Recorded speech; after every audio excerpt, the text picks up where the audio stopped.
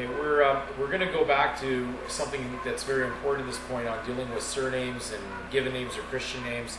The reason why we're doing this is because at times people keep on emailing us things, asking us questions on things we've already discussed in the videos. For us, that would seem strange after repeating it over and over and over, because a lot of the information is repetitive, is because we're dealing with at times an audience that is not comprehending the information from the truth versus fiction, fact versus fiction. And you cannot take something that's in truth a fact and make it a fiction without consenting to tell a lie and then trying to make that seem to be the truth. And so we're going over these words for that reason, so we hope we can bring clarity to things, because at times people are trying to get us to give them a solution using a fiction, and then they want the assurance of what was given to them under their Christian name, but they still want to hold on to the fiction in the process. And then they're telling us, but how am I going to live? And so we're not here to aid and abet that, because that would be a wager and that would be a bet, and we'd be aiding and abetting you if we told you you could carry and continue on with everything that you've accumulated in the fiction and say that you could keep it under that fiction and then get relief somehow. That'd be like being rewarded for an error or a lie or a mistake. So we're going to go to the word surname. And surname, and this is a Canadian Gauge dictionary, so I just want you to understand, we're not grabbing at books that you cannot find. And if we want to go on the part of whether or not we're using something on the jurisdiction of the soil of the Commonwealth or Canada, okay, then we're going to use this for the audience that basically would think that, oh, this wouldn't apply to Canada if we have a Canadian audience. And I know that a lot of our audience has been involved with something that would be considered to be under something that would have had British rule at one point, and we'll just have to understand that English belongs to England. So if you're using English wherever you are, then it has a domination over you, and you will find that more than not, most of your customs and laws, even in countries that do not speak English, are still using Roman or civil law to proceed with, such as China. So we'll go to surname, and in the definition under surname, it says name added to a person's real name. Now I hope that is about as simple as I can make this.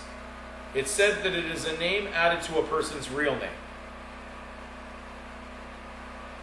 Well, then that would imply that the real name would be something that's not the same as the surname. Now we know that wouldn't be anything else other than the given name or the Christian name. So we'll flip over to Christian name. And I hope we're not acting like we're talking down to you here. I think at one point we just realized that most people just aren't listening. So we're going to try to say this over and over again until it finally sinks in. Christian name. Given name. It is so called from the tradition practice in most Christian churches of formally giving the name to an infant at christening. Okay, so they gave a name. Your parents give you a name, that's a given name. That's what's on your birth document. That's what's made on the statement. Now, let's look at the word given. Very key word, right? Because it's a given name. Let's look at the definition of given. Given means stated, fixed, specified, assigned as a basis of calculating reasoning. Given name, a personal name given to a person as a child. So then the child's name is the given name.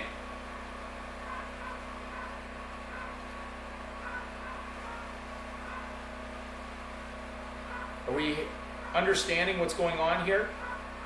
Now, man's world says they want the child's name in full. So they're going to add on a name that is in addition to the child's real name. Well, then we'd be in the world of pretend at that point. Because if the given name is a fact, and the surname is a name added to the real name, well, then one's got to be fiction and one's got to be fact. One's got to be truth, one has to be fiction. One has to be grace, one has to be legal. The world that you're living in the legal is contrary to grace. An act of God is a miracle. An act of man is manufactured evidence, which is a fiction. That's called imagination. So we create imagination names all around the world that seems to have something to do with your national background. Christianity doesn't care about national background. We're all under one, under Christ, when you accept. But you can't be on both sides, even though your state-registered religion may say so. It is a wrong in law to lie.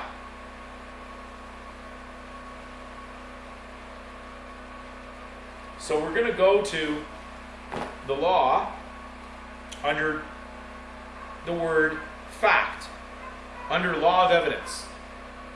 Now, I recommend anybody to get the Evidence Act out of their country, because this will give you a lot more clarity. But under the word fact, it says, a circumstance, event, or occurrence as it actually took place. Well, what actually took place? A child was born, it gets a given name. That's the actual event. A physical object or appearance as it actually exists or existed.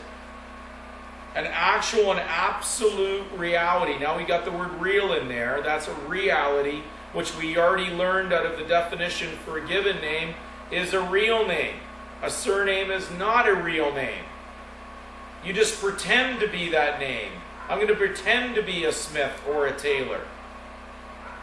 Those are occupational names, as distinguished from mere supposition or opinion. A surname is just a reputation, what someone was reputed to be. It's just an allegation. It's an accusation. It's a charge. You're being charged to be that. Could a child have a reputation at birth? No. Law would protect the child.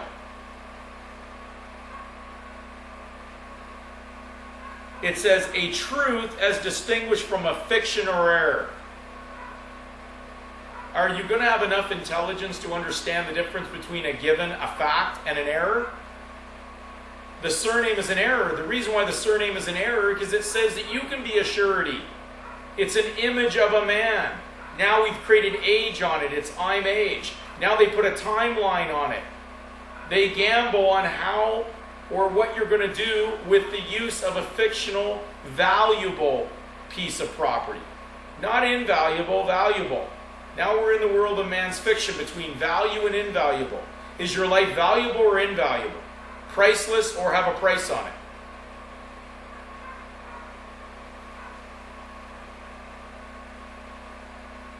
If you cannot comprehend what we're talking about in here, you will be mixing truth with fiction.